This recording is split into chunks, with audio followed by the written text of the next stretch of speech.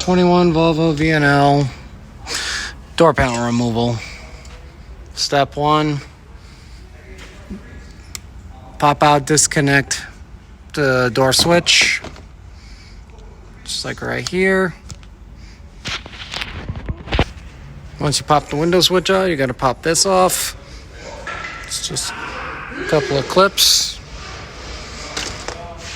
And you're also going to pop this off. You're going to find a screw right here.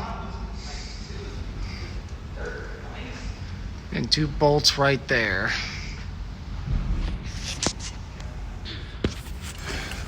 Once you remove that bolt down in there, that bolt, which are 1/2 inch.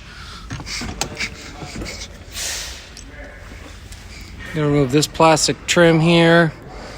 Obviously this trim here is broken, but what you do is you would pop that cover off, remove that screw, and this should just lift off. Door panel is loose now. So now you should be able to just pull it right off.